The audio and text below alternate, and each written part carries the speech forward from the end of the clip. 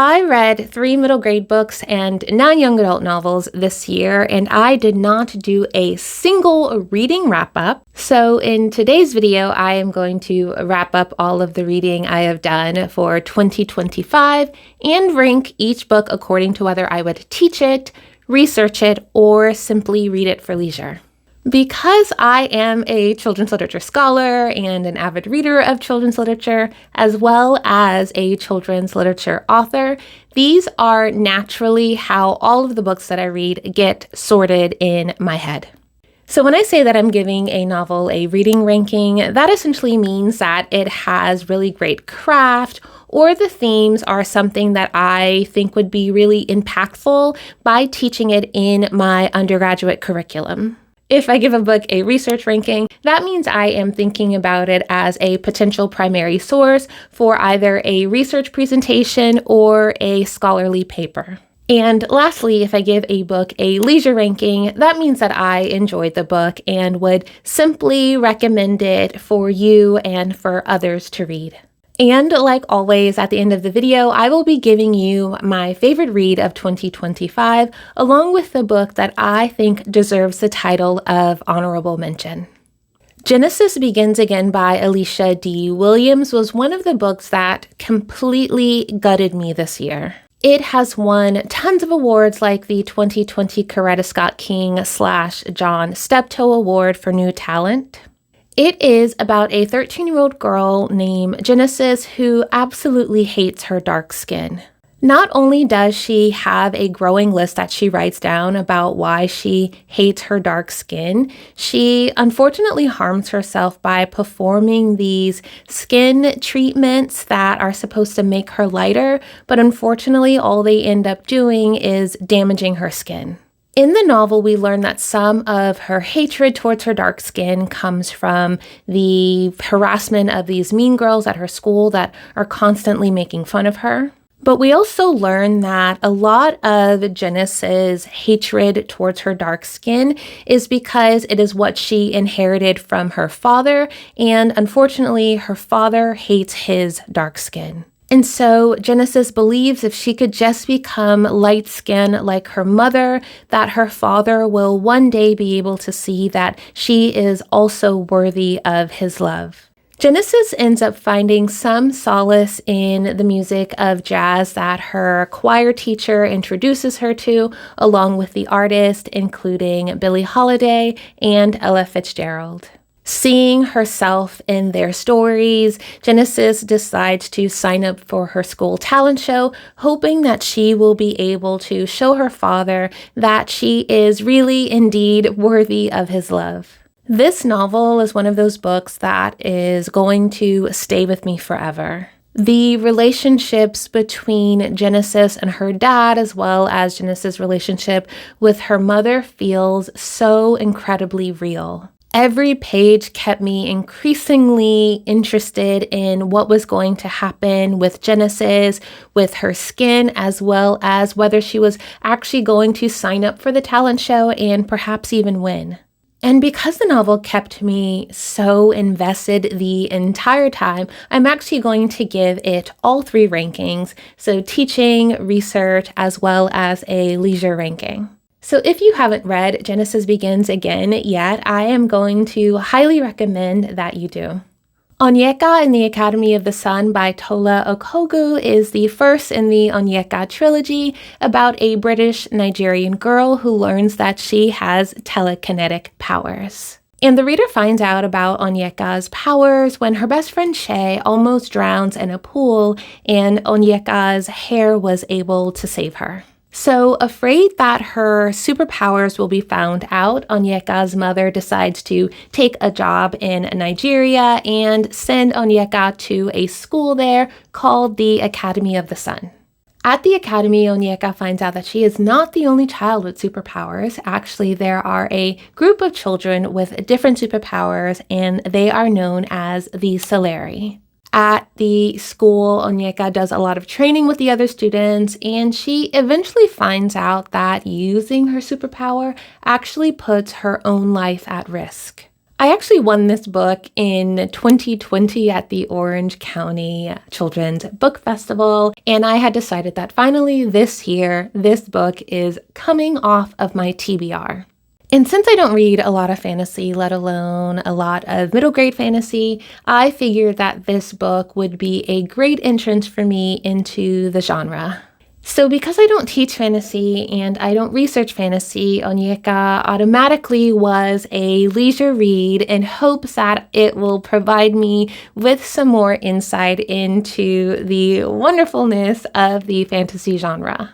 I will say that the one thing that caught me off guard is even though I knew Onyeka was the first book of the trilogy, I did not expect that the ending would end on a cliffhanger. So if you do plan on reading the first book of Onyeka and the Academy of the Sun, I recommend that you be invested in completing the trilogy, or else you will not be able to figure out what happens after book 1. In that case, I do wish that it was sort of kind of a standalone because I was not planning on finishing the trilogy. But because it was an interesting read, I'm grateful that I did pick up the first book and learned more about Onyeka and her telekinetic hair.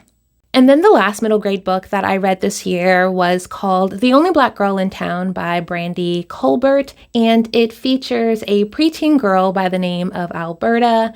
Alberta lives in a beach town, she loves to surf, and she is the only black girl in town until a new preteen girl moves in, Edie, who is also black, and she moves in with her mother into the bed and breakfast next door.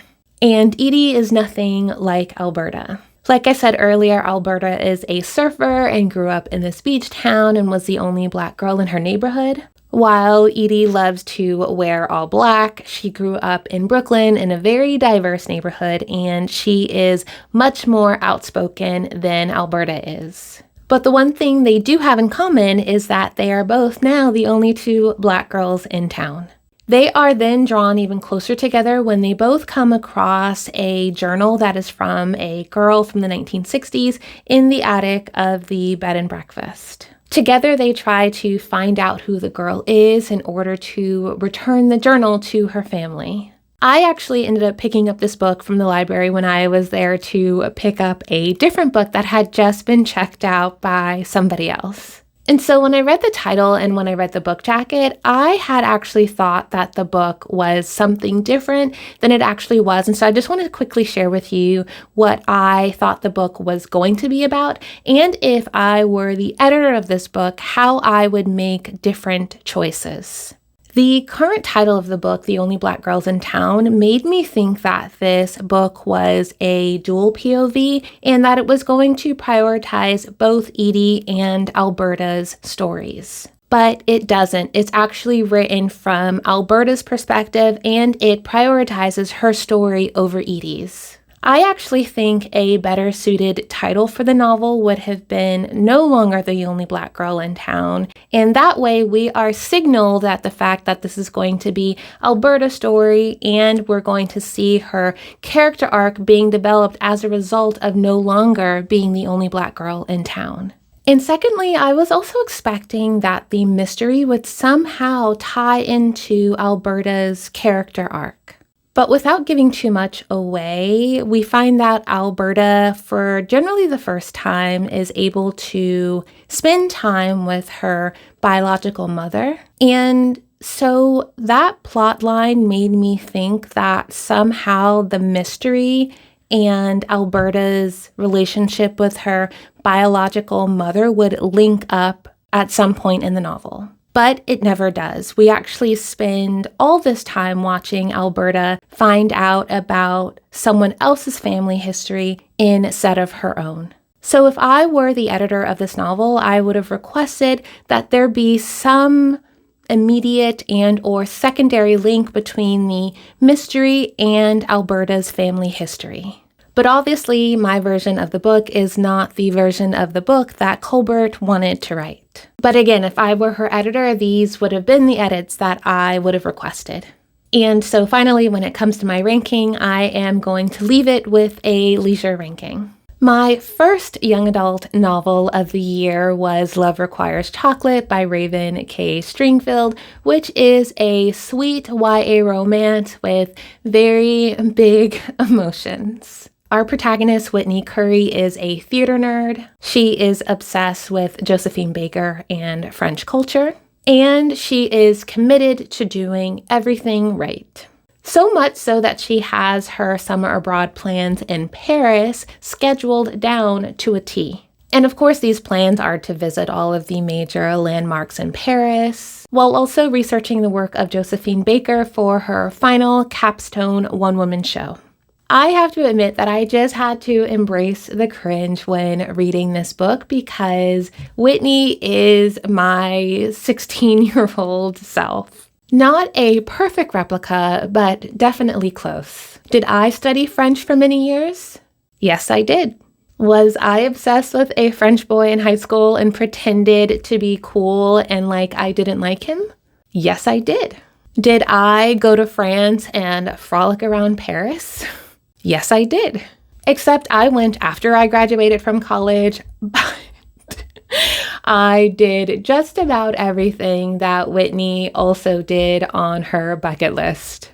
The only thing that I would say was a major difference was that I had already been studying French for about a decade, so I was actually able to communicate with people in a different way that Whitney could not. But did I also study theater in high school? Yes, I did. And was I also obsessed with Josephine Baker? Yes, I was. So much so that one Halloween, when I lived in New Orleans decades ago, I actually had dressed up as Josephine Baker. So seeing so many parts of myself in this novel, I just had to embrace my young Whitney Curry. So I know that the 16-year-old version of me would have loved reading Love Requires Chocolate. And so with that, I give it a leisure ranking. The first time I heard about There Goes the Neighborhood by Jade Adia was actually after it had won the Coretta Scott King Award. But it quickly jumped to the top of my TBR when I was able to attend the Coretta Scott King breakfast at ALA last year and heard Jade's acceptance speech for myself. She ended up crying the whole speech, and I was just really touched by how impacted she was by the themes in her story, which is around gentrification in her childhood South LA neighborhood. And so since the book was inspired by her experiences, I really wanted to read it. So There Goes the Neighborhood follows 15-year-old Rhea and her two best friends, Zeke and Malachi, as they try to save Zeke and his mother from eviction. There is a new developer in town who is essentially trying to tear down the public housing in order to, what they're saying, revitalize the neighborhood. Cognizant of the developer's desire to essentially tear down the neighborhood, Rhea comes up with the idea that she and her friends are going to come up with a fake gang in order to drive out the investors. But on the night when they plan this fake shootout, someone actually ends up dying. So in order to not be framed for this murder, Rhea has decided that she is going to find out who the killer is. After listening to Jade's speech, I was actually really invested in figuring out how and when I would be able to teach this book in my undergraduate classroom, especially since it was going to be an opportunity to be looking at girlhood through the lens of gentrification and social justice. But after reading the book, I realized that the murder takes up a huge amount of the plot. And so it was harder to focus on the experiences of Jade and her girlhood because she was essentially in detective mode the whole time. And also the ending gave me complete whiplash. It is not at all what I was expecting. But if you like YA murder mysteries, as well as childhood friends to lovers tropes that include fighting for one's neighborhood with a mix of scream, then you will definitely love There Goes the Neighborhood. And so even though it had started off with a teaching ranking, I am going to leave it with a leisure ranking.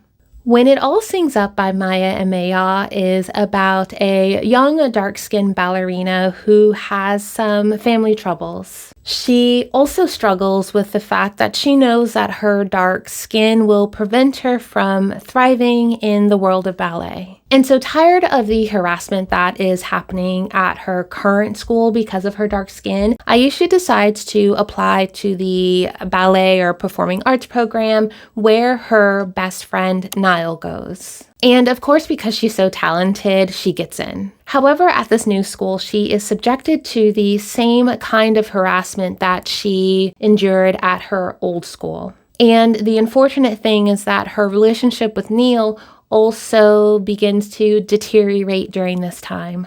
But she does find solace in her dance classes where her ballet teacher sees her talent, and while that is happening, she also finds solace in the arms of a boy named Ollie. When It All Syncs Up does deal with some pretty strong themes such as eating disorders as well as alcohol abuse. So I would definitely recommend reading the content warnings before picking up this book. But I do recommend that you read it, and so with that I am giving it a leisure ranking.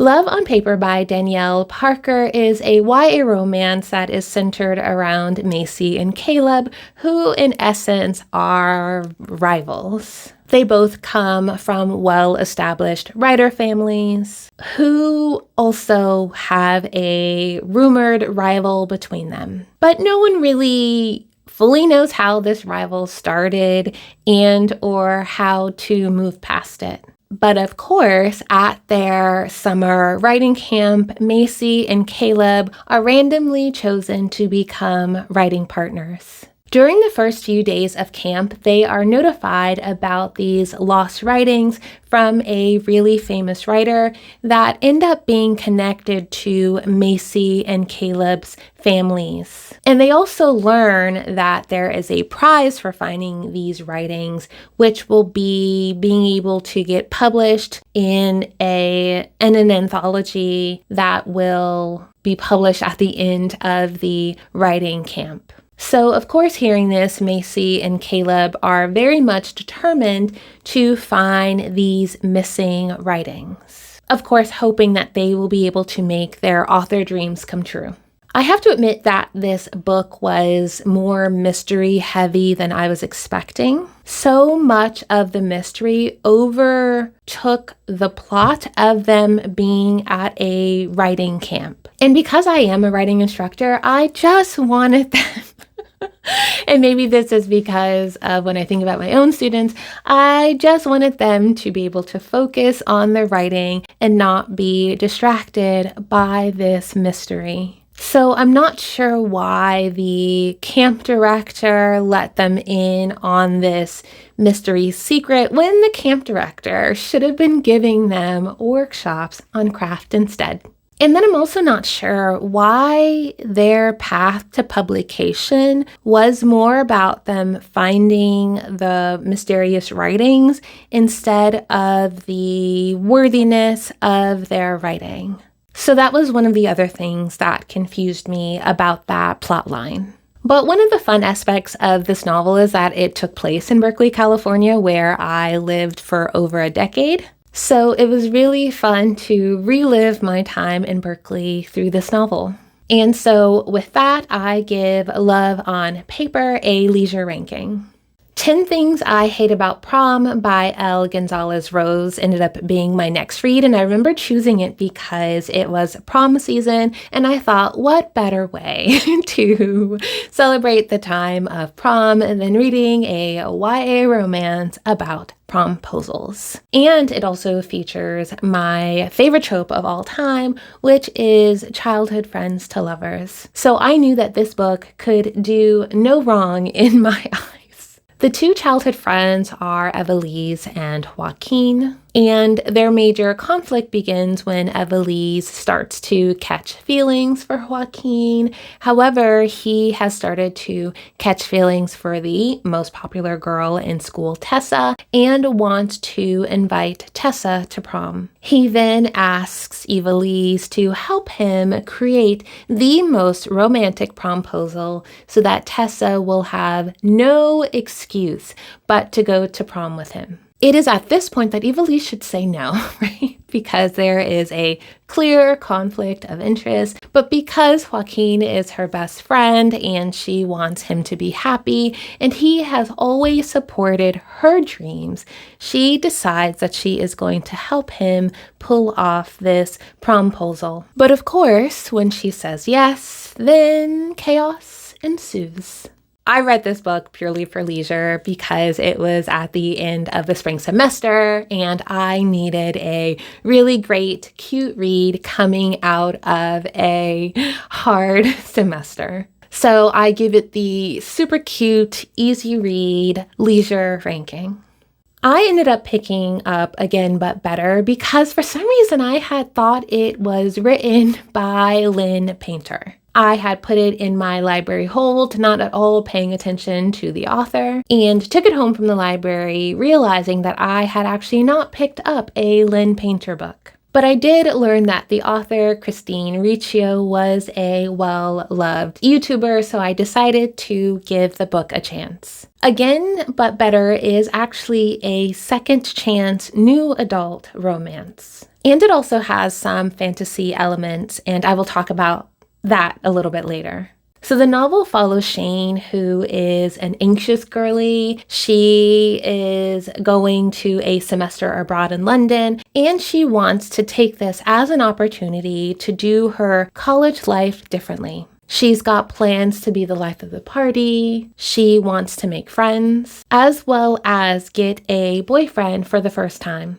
So upon landing in London, she starts her plan. But the conflict is that the boy that she wants to be her boyfriend, Pilot, actually has a girlfriend. So Shane has a difficult time figuring out what to do. She either never tells Pilot how she feels and goes home never revealing this part about her, or she does tell him knowing that he has a girlfriend. It sort of kind of feels obvious that she shouldn't say anything because he has a girlfriend. But the reader is led on to the fact that Shane's relationship isn't as stable as Shane thinks it is. But either way, neither of them have the guts to say anything. I'll actually stop here so that I don't give anything away, but I do want to acknowledge that I actually really enjoyed the fantasy elements that are taken up in this book.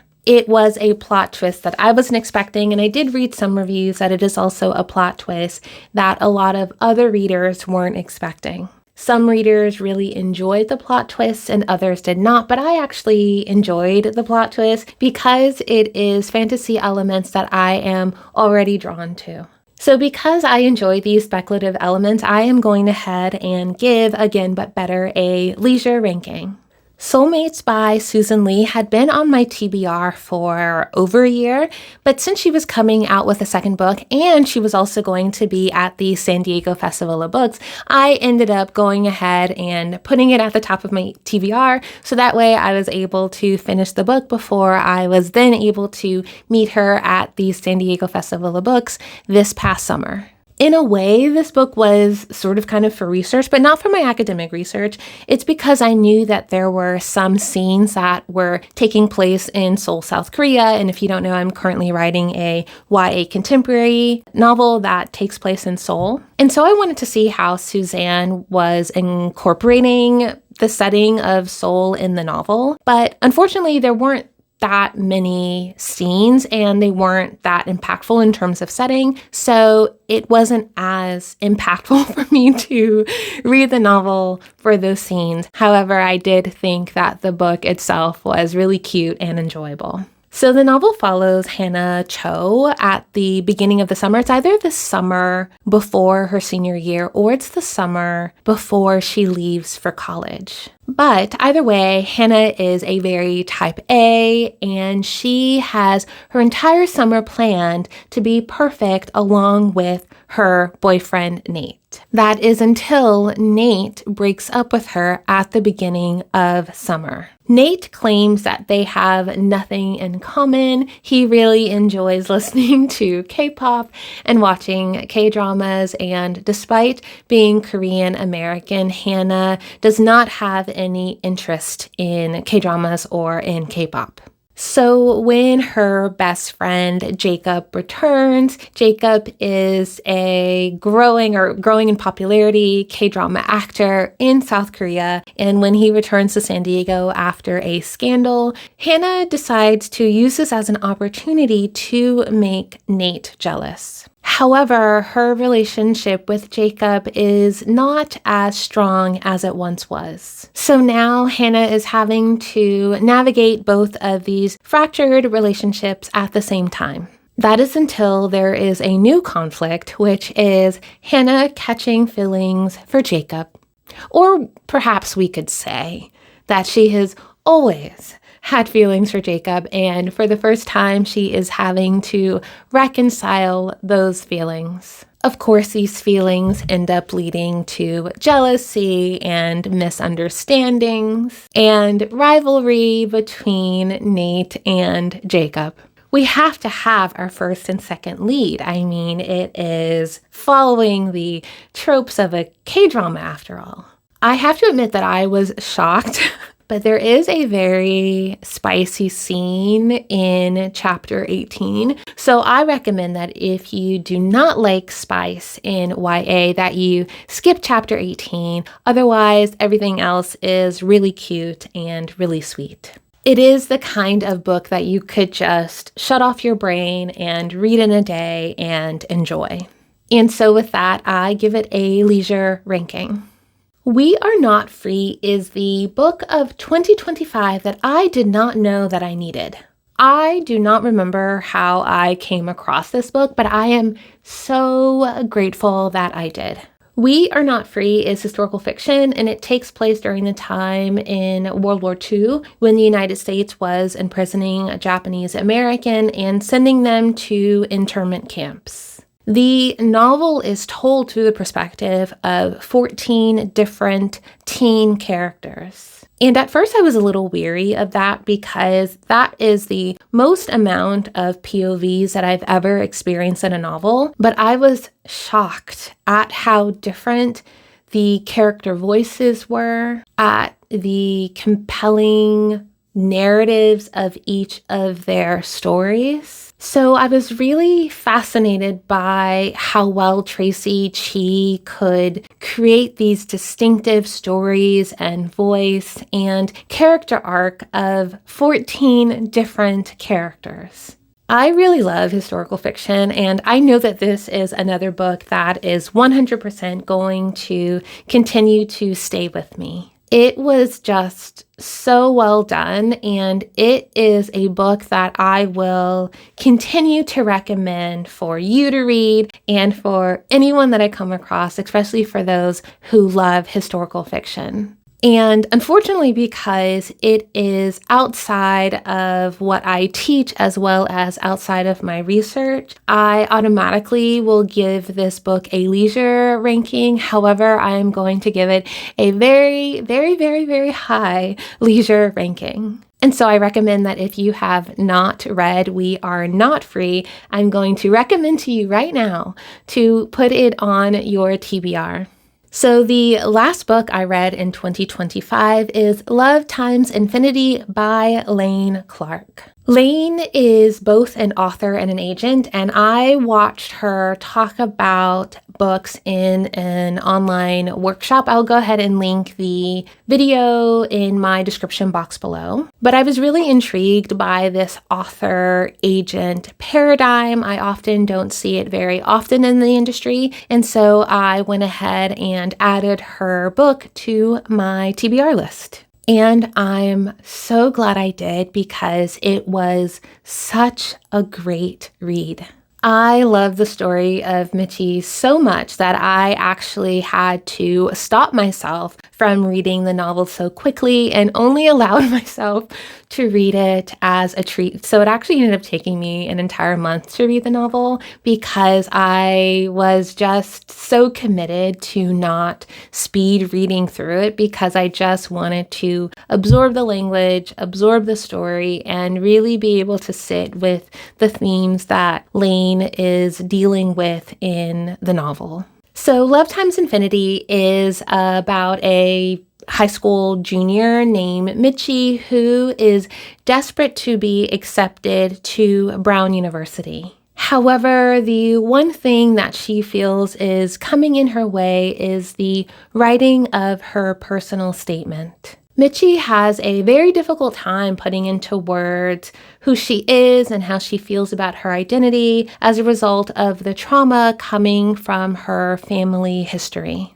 So because of her feelings around her identity and who she is and her family trauma, she not only feels that her identity is holding her back from getting into college, she also feels that it is holding her back from being loved. But between the love of her grandmother and the encouragement from her best friend Jojo and her very doting boyfriend Derek, and then also from the support of her therapist, Michi finally finds ways to understand that she is actually indeed of or worthy of being loved, as well as worthy of being accepted to Brown.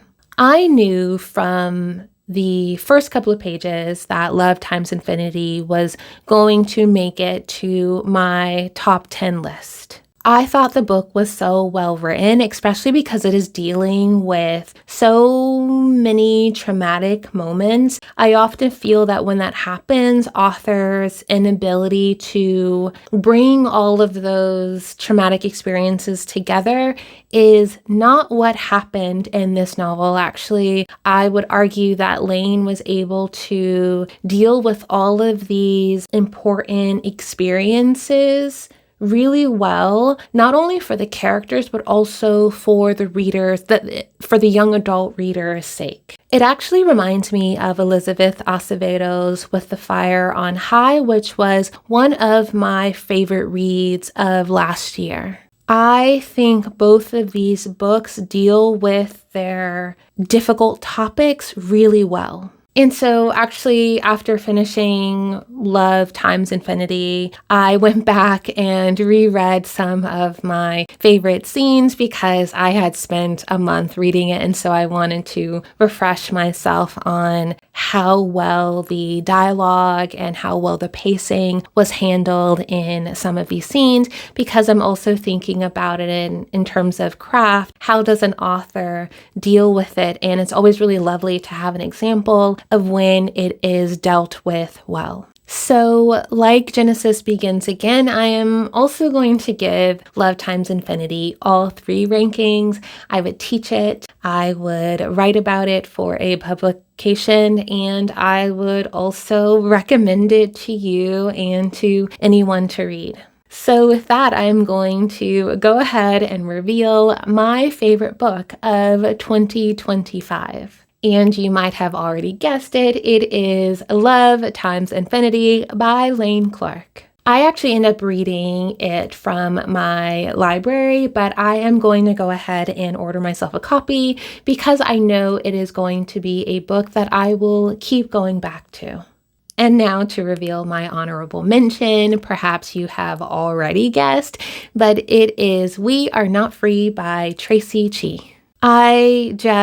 The storytelling, the character development, I am in awe of the ability of her making each voice and storyline seem so distinct, even though they are all experiencing the same thing, and the way each of their narratives overlap and come back to each other. It is just one of those books that are so completely well done. And of course, the way the topics are handled and just how rich the history is. It is just a book that I want everyone to read. And the sensorial details are they're superb. They're superb. So if you haven't read We Are Not Free, I'm going to recommend that you also put it on your TBR list as well. So those are all of the middle grade and young adult books that I read this year. Feel free to let me know if you read any of these novels and what you think about them. Also, feel free to let me know what you would rank for your teaching or your research or the books that you would recommend reading for leisure. And so with that, I thank you for making it this far. As always, thank you for watching, and I will see you in the next video.